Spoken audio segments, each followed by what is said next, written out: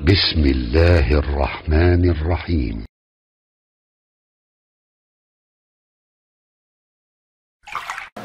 Sekarang pertanyaannya teman-teman sekalian, bagaimana kita menjadi muslim zaman now sejak risalah diturunkan sehingga kita bisa mendapatkan predikat terbaik, mewarnai kehidupan zaman seperti pernah kemudian apresiasi itu turun disebutkan dalam Al-Quran surah ketiga Ali Imran ayat 110 paling kiri sebelah atas. Sekarang kita masuk pada inti bahasannya yang tadi mukaddimah ya.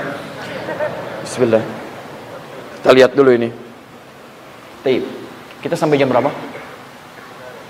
Taib. Bismillah, saya masih punya waktu 1 jam ya. Teman-teman fokus ini.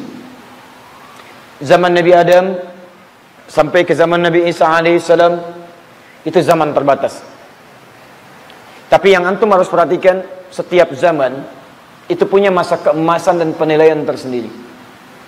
Yang paling hebat, mohon izin ya, maaf, ketika sampai pada masa Nabi Muhammad SAW, dari sekian zaman diurut sampai ke Nabi Adam, ternyata hanya zamannya Nabi Muhammad SAW yang disebut oleh Al-Quran umatnya berhasil menjadi umat yang terbaik, punya nilai keemasan luar biasa, dan dinilai oleh Al-Quran menjadi umat yang paling hebat di antara sekian umat yang pernah ada di muka bumi.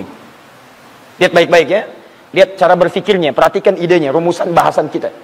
Sejak manusia pertama turun Nabi Adam, telah banyak manusia sampai dengan zaman Nabi Isa alaihissalam, sampai fatrah masa ke zaman Nabi Muhammad, semua manusia yang pernah lahir kata Al-Quran, hanya zaman Nabi Muhammad yang disebut oleh Al-Quran sebagai umat terbaik, umat yang mengisi zaman terbaik yang dilahirkan untuk manusia. Jadi seluruh manusia yang pernah ada, cuman umat zaman Nabi Muhammad SAW yang memiliki predikat terbaik menurut pandangan Allah Subhanahu Wa Taala dalam Al-Quran. Quran surah yang ketiga Ali Imran ayat 110 paling kiri sebelah atas. Ini kuncinya. Lihat baik-baik. Kuntum khaira ummah. Kalianlah umat terbaik. Ukhrijat linnas, yang pernah dilahirkan untuk manusia. Jadi kalau ada manusia pernah lahir dari zaman Nabi Adam sampai masa itu, kata Al-Quran, dari sekian banyak manusia yang lahir, kalian umat yang terbaik yang pernah lahir. Lihat baik-baik ya. Bagaimana ukuran kebaikan dan kehebatannya? Mari kita tunjukkan. Zaman Nabi Isa, kita ambil satu, dibandingkan dengan zaman Nabi Muhammad SAW, ukurannya berbeda. Zaman Nabi Isa kemajuan luar biasa. Zaman Nabi Ibrahim teknologi sudah hebat, ada Namrud dengan semua bangunan-bangunannya. Zaman Musa, Masya Allah, Fir'aun sampai bisa bikin piramid, bertahan sampai dengan sekarang. Teknologinya dahsyat. Bahkan saking dahsyatnya dia mengaku Tuhan, Ana Rabbukumul A'la, saya Tuhan yang paling hebat. Banyak Tuhannya Musa. Haman, tolong bikinkan menara, saya pengen neropong Tuhannya Musa. Masya Allah. Sampai saking merasa hebatnya, pengen neropong Tuhan. Sesama Tuhan, pengen meneropong Tuhan satu palsu, yang kedua itu yang paling benar. Hak. Teman-teman fokus ke sini.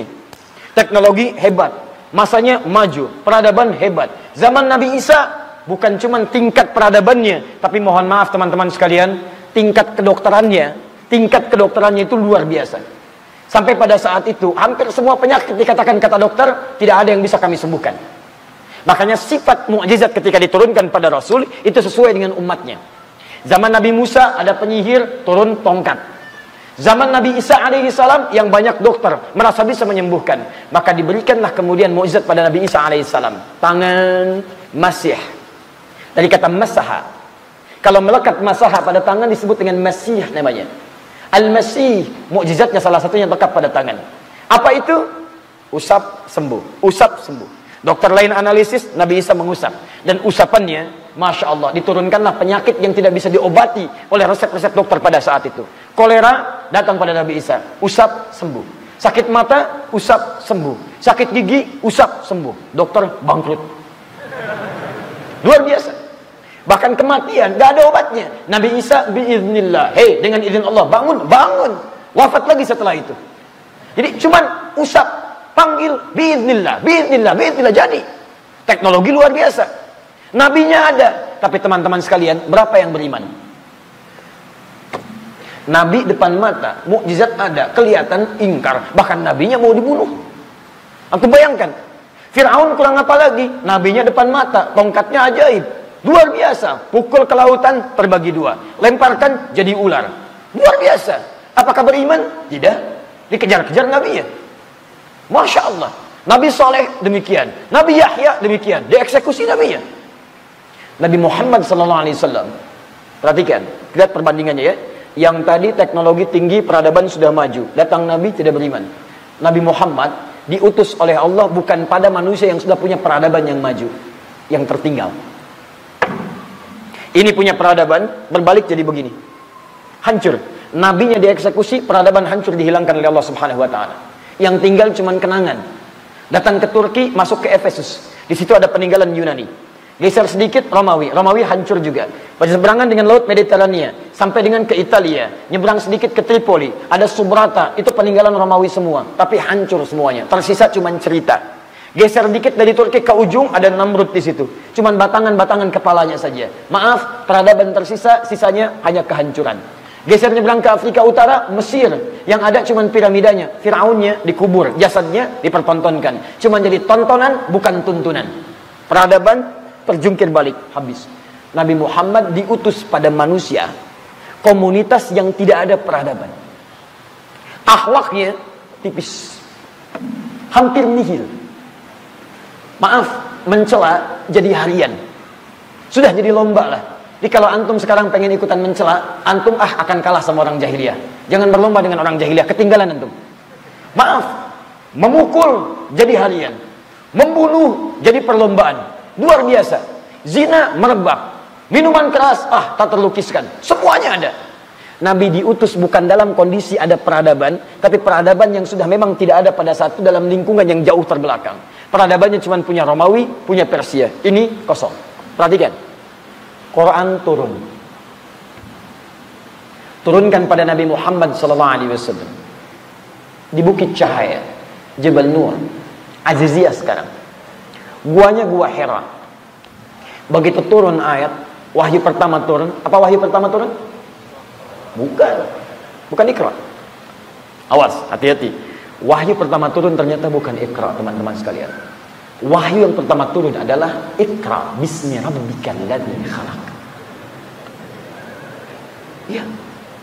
Karena ketika dikatakan Iqra, kata Nabi, ma'ana biqari. Saya nggak bisa baca. Iqra ma'ana biqari. Iqra ma'na biqari. Maka turunlah ayatnya, Iqra bismi rabbikal ladzi khalaq. Bacalah, bukan karena kamu gak pernah belajar baca, gak ada guru yang mengajarkan, gak pernah sekolah, bukan. Lakukan karena Allah. Allah yang menciptakan kamu aja begitu mudah, apalagi cuma sekedar menanamkan bacaan dalam jiwamu. Lakukan karena Allah. Ini bagi kita sebagai contoh teladan. Ada isyarat di Quran. Kalau antum mengalami kesulitan, coba cek, barangkali antum mengerjakan pekerjaan itu tidak dikerjakan karena Allah.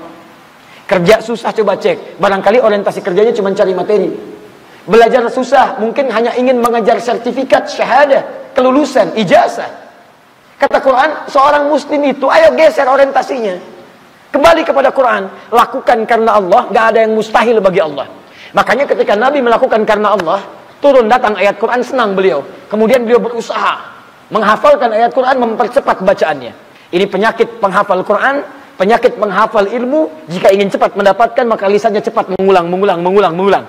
Saking tingginya kekuasaan Allah, turun ayat Quran surah 75. Ayat 16 sampai 18. La tuharrik bihi lisanaka lita'jala bi. Inna alaina jam'ahu wa qur'ana. Fa idza qara'nahu fattabi' qur'ana. Muhammad, sudah, kamu kan lakukan karena aku, karena Allah.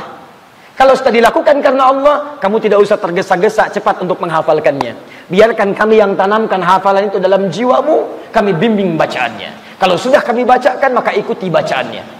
Segala sesuatu yang dilakukan karena Allah Subhanahu wa ta'ala, teman-teman sekalian, maka Allah akan mudahkan semua aktivitas yang kita kerjakan.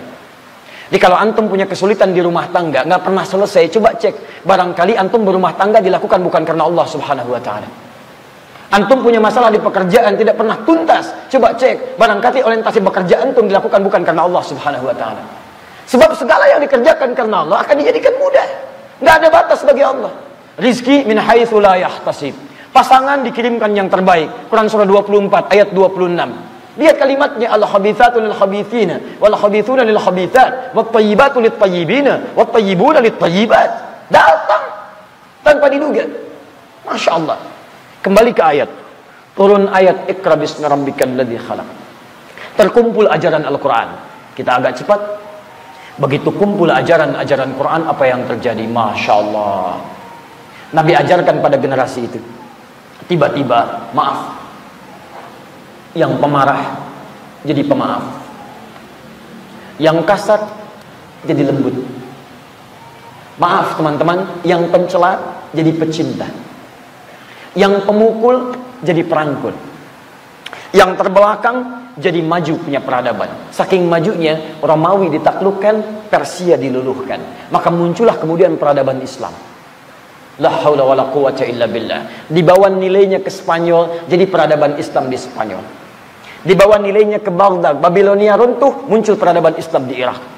Dibawa kemudian ke Nusantara, tersebar dalam kebaikannya. Hebatnya, semua orang yang belajar dari Nabi SAW pada saat itu, apapun profesi mereka, kemanapun mereka melangkah, setiap zamannya mereka mencapai kesuksesan dan memengaruhi dunia. Bukan dunia dipengaruhi oleh mereka.